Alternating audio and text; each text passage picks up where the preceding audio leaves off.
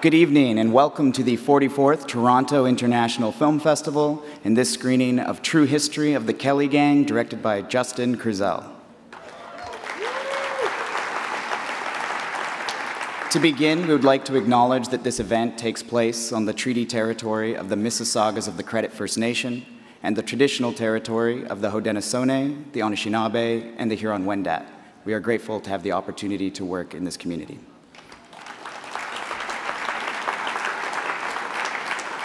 We are pleased to be screening this film at the Visa Screening Room at the Princess of Wales Theatre and would like to thank Visa Canada for making this possible. I'd also like to remind you that this film is eligible for the Gross People's Choice Award. You can vote for your favorite films at tiff.net/vote.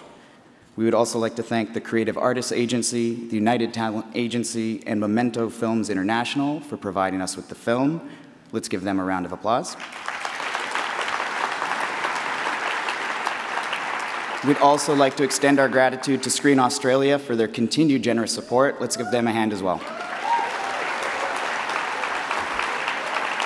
We are very excited to have had the world premiere of the film here at TIFF, and it is a pleasure to have the filmmaker with us in town. So please stick around after the film for a Q&A and join me in welcoming to the stage Justin Kurzel.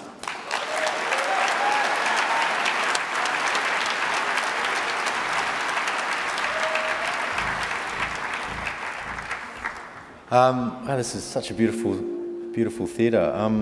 I was here some time ago with my first film, Snowtown, and had a pretty extraordinary experience in Toronto in regards to the type of audience that you are. You are probably the greatest film lovers of film around the world at a festival. I really do believe that.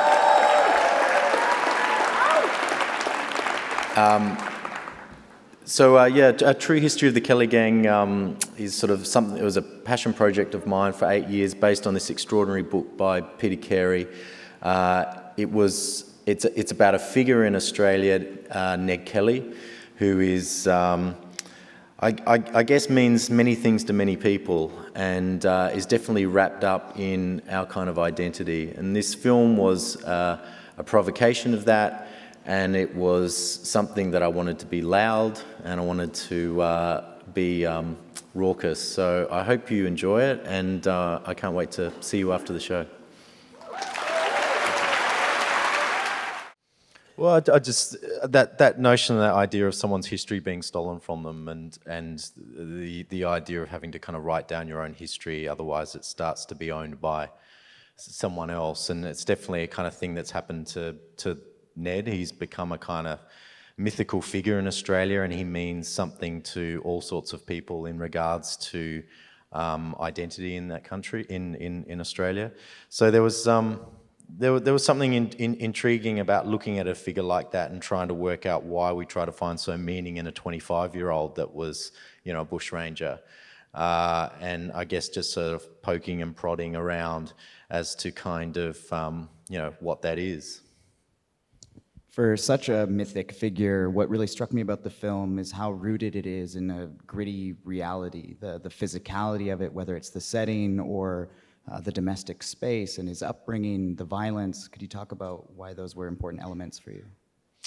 Well, I think anyone who comes to Australia, and especially in those parts of Australia, the landscape is pretty intimidating. You really feel like you're a stranger on it, and I think the character's relationship with that landscape was very important. Especially some of the English characters, some of the antagonists in the film. I was sort of fascinated by them looking just as kind of dismantled and lost in the landscape as Ned and the family. And that's something that I think as a country we wrestle with, is this kind of incredible history that goes far, far, far back before colonisation. So the landscape is ancient there. It is one of the oldest landscapes in the world, and there was something a little cursed about these particular areas that we kind of shot, that sort of fed into the kind of psychology of Ned and the idea that he couldn't outrun a destiny, a fate of being a Kelly. That it's almost like the whole landscape was driving him towards that kind of end, in the prison. Could you talk about staging that final shootout sequence? It's remarkable, first of all, but so punishing, brutal, and highly stylized. Could you talk about the direction you took?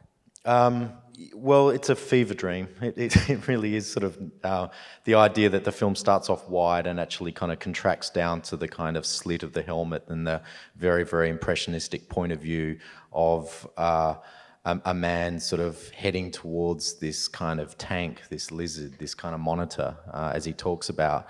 So it was about bringing an audience right into that visceral perspective of Ned and staying contained within Glenrowan and really experiencing, I think, the kind of intensity and the sense of trappedness of what it would have been like for the three boys.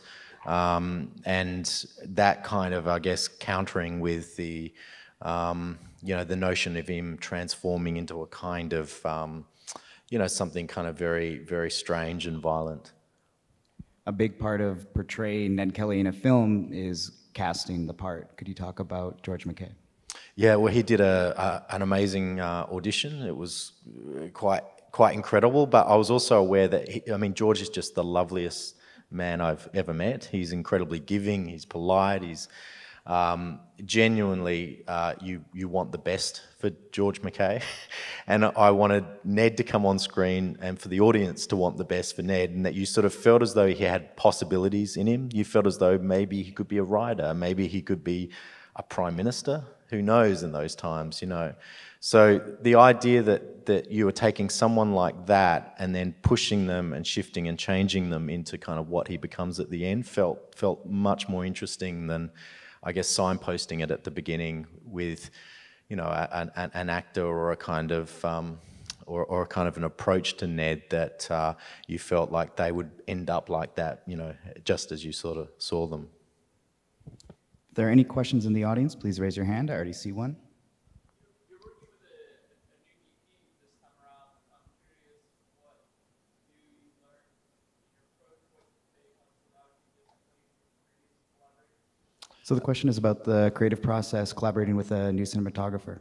Yeah, well, Adam Arkapour, who kind of shot my last films, and Ari Wenger, who shot this, both came out of film school exactly the same time as me. I was really excited about continuing the relationship that I had with Ari from film school all those years back, but also with a story like this, you know, having someone that, I mean, Ari's so quiet on set, she's so sensitive, and but she's so focused as to what she wants. So it was the work that I'd seen. She'd done Lady Macbeth, this really beautiful film. There was a sort of sensitivity in that I thought could be really important with, you know, quite a kind of brutal kind of, you know, masculine heavy film. So yeah, she's amazing. She's doing Jane Campion's next film now, and she's someone I'm, you know, desperate to kind of work with again. More questions? Go ahead.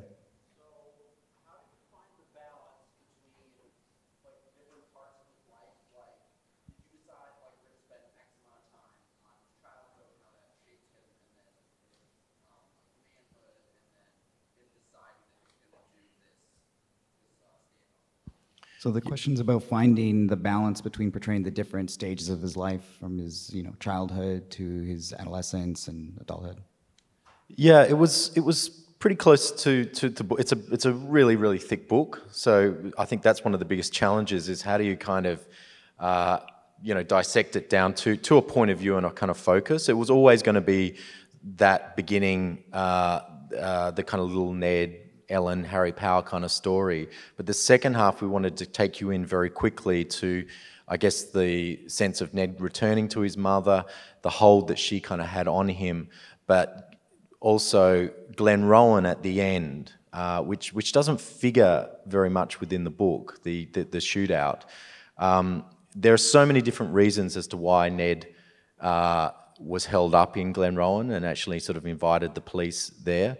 And we made a decision pretty quickly that it was about an idea to get his mother out. It was this crazy, crazy idea of, well, what if I was able to get the whole Victorian police force to me, derail this train, kill them all, put on our suits of armour and go into Melbourne City and get my mum out of jail. It had a kind of fever dream about it that was kind of so unrealistic. And I guess there was that line that Ellen says, like, you'll know how much your child loves you by the lengths they'll go to, you know, protect you, to kind of save you.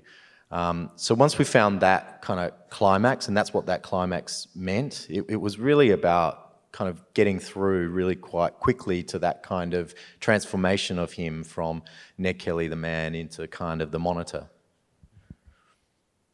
More questions? In the balcony.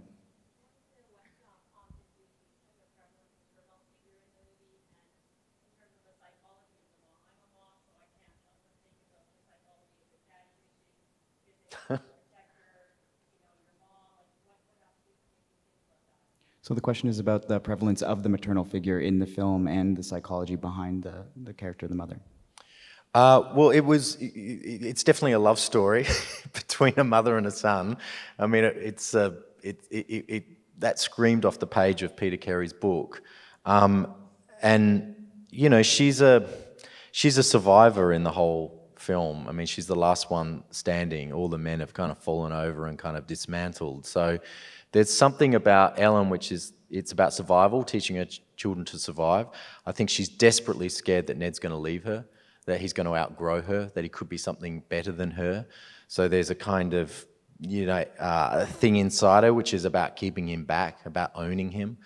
And even at the end, you know, she looks at Ned and, you know, she says, even in death, don't let the bastards see that you're scared, you know, die like a good Kelly. It's brutal, but there's this kind of dignity to her and this kind of loyalty to the name that she feels as though Ned should be. At the same time, I think she grieves what he's been made to do and what he's been made to become. He just is devoted to her. You know, out of all the characters, she's the strongest presence in his life, the strongest, the one that gives him the most strength, but at the same time, the one that kind of leads him down this path.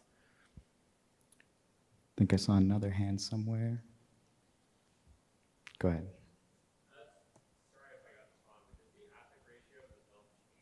Yeah, it does. Questions about the aspect ratio changing in the film? Yeah, you're the first one that's noticed that so far, so that's great.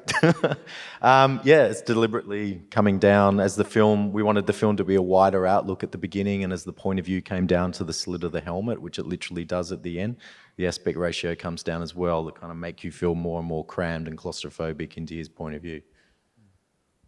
We have time for just one last question. Shout if I can't see you. There you go.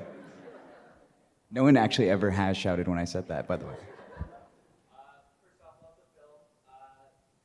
What is your next project, and how do I audition for it? What is your next project, and how does this gentleman audition for it?